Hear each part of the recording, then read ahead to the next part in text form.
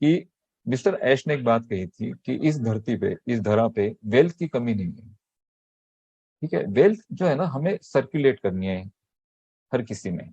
अगर हमारे पास वेल्थ आती है तो डायरेक्टली या फिर इनडायरेक्टली किसी ना किसी की हम हेल्प करेंगे। ठीक है, बट यहाँ पर वेल्थ आपके पास इतनी होगी कि आप डायरेक्टली किसी की हेल्प कर पाए, उसके जीवन को आप खड़ा कर पाएंगे। ठीक है, आप फाइनेंशियल फ्रीडम को जब इंजॉय करते हैं ना, जब आपके पास पैसा बहुत ज्यादा हो जाएगा, होगा, बहुत सारे लोग हैं जिनके पास बहुत सारा पैसा है, और वो जो पैसा है उन्हें एक डर रहता है हमेशा, उनकी कोई इंडस्ट्री होगी, कोई बिजनेस होगा, जो भी है, और जिससे वो अर्निंग कर रहे हैं, तो उनके मन में एक डर होता है कि यार कंपटीशन ना आ जाए मार्केट में, मैं जो बिजनेस कर रहा हूँ, मैं जो प्रोडक्ट सेल कर रहा हूँ, उस प्रोडक्ट से अच्छा प्रोडक्ट मार्केट में ना आ जाए, और अभी मेरे पास जो पैसा है उसे मैं सेव करके रखता हूँ, क्योंकि मार्केट में अगर कुछ नई चीजें मुझे अपग्रेड करनी है तो उसके लिए मैं वो मेरा जो फंड है उसे मैं रिजर्व रखूँ। या फिर मेरे जो बिजनेसेस हैं उस एरिया में अगर बहुत सारे सेम उस टाइप के बिजनेस अगर स्टार्ट हो जाते हैं तो वहां पर मुझे कुछ नए वहां पर कुछ नई कुछ चीजें करनी पड़ेगी। ठीक है, तो उस वक्त मैं उस फंड को रिजर्व रखता हूँ, ऐसा लोग सोचते हैं। लेकिन ये आपके साथ ऑन पैसिव में ऐसे नहीं होगा।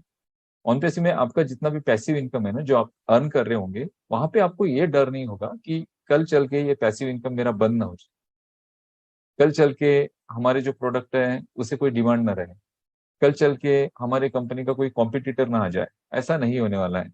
इंटरनेट पर ऑन पैसिव का कोई कॉम्पिटिटर नहीं आएगा। उसका मैं रीजन बताता हूँ क्यों। क्योंकि सबसे पहले हम एक रेफरल प्रोग्राम के थ्रू मार्केट में एंटर कर रहे हैं।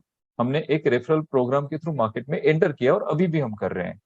अभी ये जो 14 lakhs जो हमारा यूजर क्राउड है, उसमें से बहुत सारे लोगों के मल्टीपल अकाउंट्स भी हैं। तो एक्चुअल जो यूजर क्राउड है, ये रियल लोग है, रियल पीपल है, और इन्होंने इस सारे सिस्टम को समझा, और समझ के लोग इसमें एंटर हुए। अब ये लोग अर्निंग करेंगे। अर्निंग करेंगे तो ऑब्वियसली जब अर्निंग करेंगे इसका मतलब हम हमारे सक्सेस को पूरा कर चुके होंगे उस वक्त। क्योंकि जब हमने ज्वाइन किया था ऑन पैसिव, तो हर किसी का कुछ ना कुछ ड्रीम रहा होगा, कुछ ना कुछ रीजन रहा होगा। और मोस्टली जो रीजन होता है वो होता है अर्निंग, पैसिव इनकम। अब वो पैसिव इनकम जो आप यहाँ पर लेना चाहते हैं उसके अलग अलग रीजन होंगे। ठीक है, किसी को लगता होगा कि भाई मैं जो जॉब करता हूँ वहां से जो मुझे अर्निंग आती है, उस अर्निंग के थ्रू मैं जो मेरा रूटीन है सिर्फ उसको कंप्लीट कर पा रहा हूँ। अगर मैंने कुछ एक्स्ट्रा लोन्स लेके रखे हैं तो मेरी आधी सैलरी लोन्स में चली जाती है, आधी सैलरी बच्चों का एजुकेशन है, इलेक्ट्रिसिटी बिल है, या फिर घर की ग्रोसरी है, उसमें चली जाती है। तो कुछ ना कुछ मैं ऐसा पैसिव इनकम ढूंढूं ताकि एटलीस्ट मेरे घर की, या फिर मेरे फ्लैट की, या फिर मेरे कार की, मेरे शॉप की जो ईएमआई है वो उससे निकल जाए। ये रीजन हो सकता है किसी का। किसी का रीजन हो सकता है कि उन्हें कुछ खरीदना है अपने जीवन में।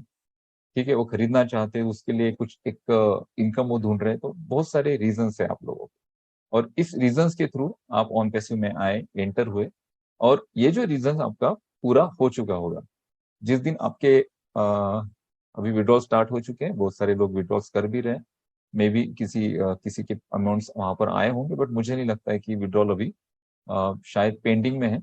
और उस जो पेंडिंग विड्रॉल्स है उसे आइडेंटिफाई किया जाएगा। मीन्स आपने जो इन्फॉर्मेशन वहां पर दी है, आईएफएससी कोड, आपका bank address, branch name, branch code, आपका जो पिन कोड है, उसके बाद आपका जो नाम है, ठीक है, आई आपका जो सिप कोड है, उसे आइडेंटिफाई किया जाएगा, उसे वेरीफाई किया जाएगा, उसके बाद विड्रॉ प्रोसेस होंगे। जिस दिन आपके पॉकेट में ये विड्रॉल आ चुका होगा, पैसे आ चुके होंगे, तो आप यहाँ पर सक्सेस है। तो जब हम सक्सेस होते हैं ना, जब हम सक्सेस होते हैं तो ना चाहते हुए भी ये बात शेयर होती है। आप किसी के साथ शेयर करें ना करें, लेकिन आपके सक्सेस को लोग शेयर करना शुरू करते हैं। तो जो लोग आपको यहाँ पर ऑब्जर्व कर रहे हैं पिछले 3 महीने से, जिन्होंने आपको ऑब्जर्व किया और उन्होंने देखा कि आप पागलों की तरह मीटिंग्स कर रहे हैं, पागलों की तरह आप ओ कनेक्ट कर रहे हैं, ऑन पैसिव कर रहे हैं, आपके स्टेटस में ऑन पैसिव है, आपके फेसबुक प्रोफाइल में ऑन पैसिव है, ऑन पैसिव के साथ आपने आपका चेहरा लगा है पीछे गोल राउंड में, ऑन पैसिव है। तो जब आपकी सक्सेस यहाँ पर वो लोग देखेंगे, तो आपको ऑन पैसिव शेयर करने की जरूरत ही नहीं है, वही लोग शेयर करेंगे मार्केट में ऑन पैसिव। तो ये जो शेयरिंग है ना, ये शेयरिंग इतने मल्टीपल लेवल से मल्टीपल अमाउंट में होने वाली है ऑन पैसिव में।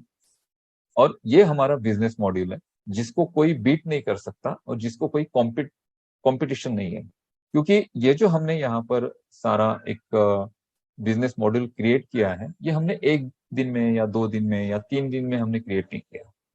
इसको क्रिएट करने के पीछे बहुत आइडियाज थे और बहुत ब्रेन यहाँ पर काम कर रहे थे।